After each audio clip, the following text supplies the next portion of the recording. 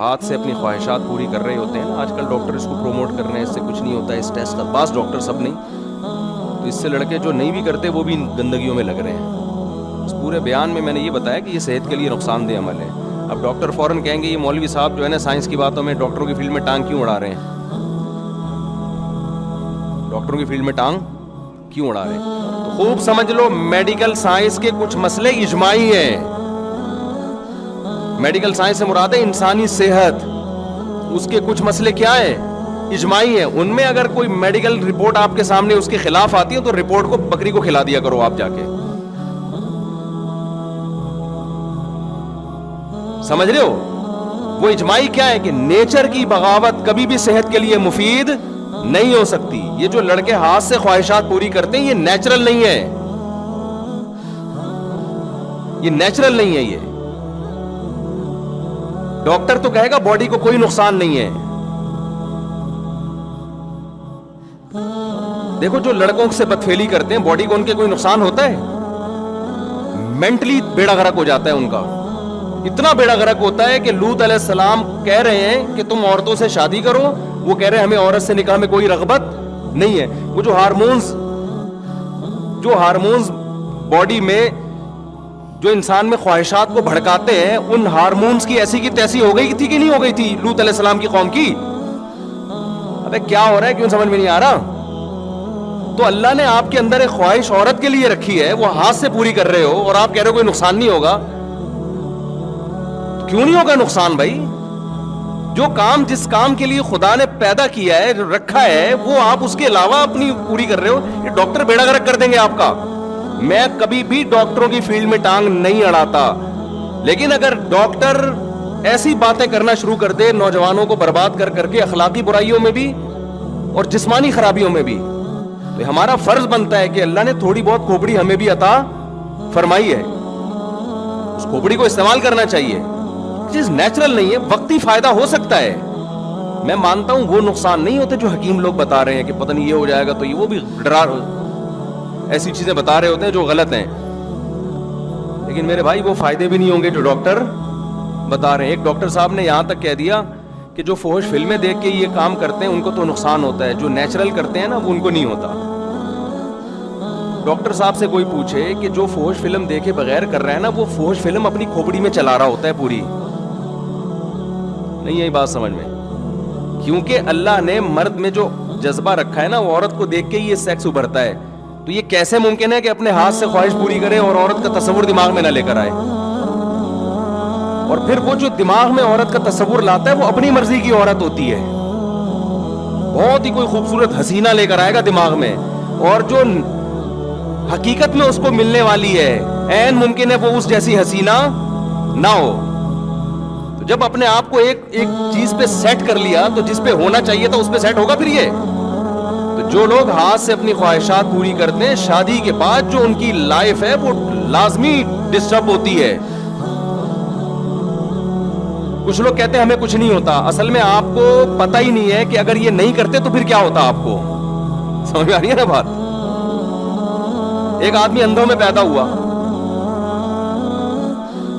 تو وہ تو کہہ رہا ہے یہ نظر بدر کیا ہوتا ہے. بھائی کچھ بھی نہیں ہوتا, میں تو نارمل لائف گزار رہا ہوں. اسے کچھ دن کے لیے آنکھیں دے دو تو پتا چلے گا آنکھوں کے ساتھ لائف کیا ہوتی ہے اور وداؤٹ آئیز لائف کیا ہوتی ہے. تو جنہوں نے نہیں کیا ان کی شادی کے بعد کی زندگی اور جو کرتے کرتے عادی ہو چکے ہیں ان کی شادی کی لائف کی زندگی میں کیا ہوتا ہے فرق. اب اس نے کمپیئر ہی نہیں کیا ہوتا نا, اس کو وہ حیات ملی نہیں ہوتی, وہ لائف ملی نہیں ہوتی, تو کیسے کمپیئر کرے گا یہ؟ تو وقتی فائدے تو ہو جاتے ہیں, وقتی تو چھٹا لگانے میں بھی ہوتے ہیں بھائی, ریلیکس ہو جاتا ہے. تو ڈاکٹر یہی کہہ رہا ہوتا ہے کہ ڈپریشن میں جا رہے ہیں تو یہ کام کر لو تو ذرا ریلیکس ہو جاؤ گے. وقتی طور پر سب کچھ ہوتا ہے, فائدہ ہوتا ہے, لیکن اس کے دورس نتائج وہ نقصان دہ ثابت ہوتے ہیں. یہ ریلیکس ایسا ہی ہے کہ آپ اگر برداشت کر لینا اپنی خواہش کو, وقتی نقصان ہوگا لیکن آہستہ آہستہ برداشت کرنے کی عادت پڑ جائے گی اور پھر یہ ٹھڑک پیدا ہی نہیں ہوگی. لیکن جس نے اپنے آپ کو اس طرح ایک دفعہ کیا تو پھر ایک دفعہ نہیں ہوگا, پھر 2 دفعہ ہوگا, پھر 3 دفعہ ہوگا, پھر بار بار یہ ٹھڑک ختم ہونے کے بجائے اور زیادہ بڑھتی رہے گی. یہ نشے کی طرح ہے, بالکل ایسے ہی ہے جیسے کوئی ٹینشن میں تھا, آپ نے اس کو تھوڑی شراب پلا دی کہ یار تھوڑا ریلیکس ہو جائے گا, تو وہ ریلیکس تھوڑی ہوگا, اب دوبارہ ٹینشن میں آئے گا اور جلدی آئے گا ٹینشن میں. پہلے تو ٹائم کے بعد آ رہا تھا, اب جلدی آئے گا ٹینشن میں. اب پھر ایک گھونٹ پیا, 2 گھونٹ پیے گا, پھر 1 بوتل پہ آئے گا, پھر 2 بوتل پہ آئے گا, پھر وہ بن جائے گا شرابی. تو اس لیے جو اللہ رسول نے کہا ہے نا وہ غلط نہیں ہو سکتا. اللہ میاں نے ہمارے لیے ایک ہی آپشن رکھا ہے بھائی, نکاح کرو. اور تمہارے لیے اللہ نے کس کو پیدا کیا؟ بیوی کو پیدا کیا بس. الا علی ازواجہم او ما ملکت ایمانہم, اللہ نے فرمایا صرف بیوی ہے تمہارے لیے. فمن ابتغى وراء ذلک, جو بیوی کے علاوہ کوئی بھی راستہ اختیار کرے گا, فاولئک هم العادون, یہ لوگ اللہ کی حدود کو توڑنے والے ہیں. اور ایک اور اخلاقی نقصان اس کا کیا ہوتا ہے, دیکھو فطرت کبھی بھی دھاندلی نہیں کرتی. یہ جو لوگ خدا کو نہیں مانتے نیچر کو تو مانتے ہیں نا. ارے جو خدا کو نہیں مانتے وہ نیچر کو تو مانتے ہیں نا, کہ ایک کائنات میں ایک نظم ہے, ربط ہے, جس کو وہ نیچر سے. میں آ رہا ہوں اپنے اصل ٹاپک کی طرف, یہ ذرا درمیان میں بات آ گئی. تو وہ نیچر کو تو مانتے ہیں کہ نہیں مانتے؟ تو مجھے آپ بتاؤ آج تک نیچر نے کبھی غلطی کی ہے؟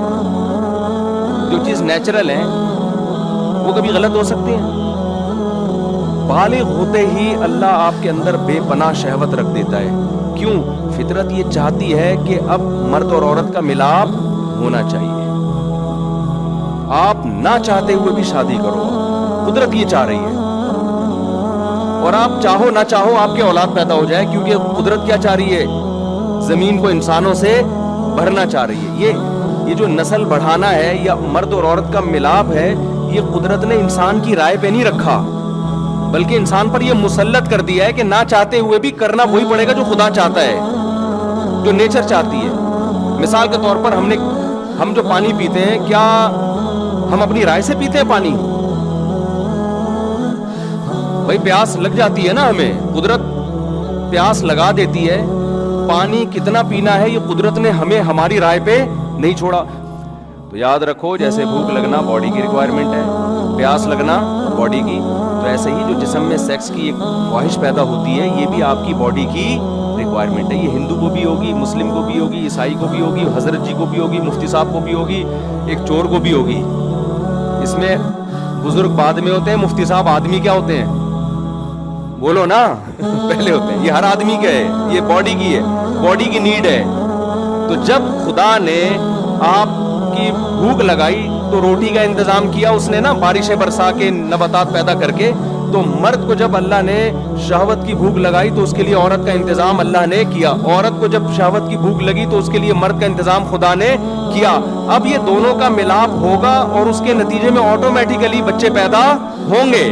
ان میں کسی بھی پروسیس کو آپ نے روکنے کی کوشش کی تو فیملی پلاننگ والے تو خوش ہو جائیں گے, انسانیت کا بھی بیڑا غرق ہوگا اور خدا بھی ناراض ہوگا. سمجھ میں نہیں آ رہی میرا خیال ہے بات, کیونکہ اس کا مطلب ہے خدا کا نظام ہی غلط ہے. پھر اب جو ہاتھ سے اپنی خواہش پوری کرتے ہیں وہ خدا کو, اس نظام کو کیا کر دیتے ہیں؟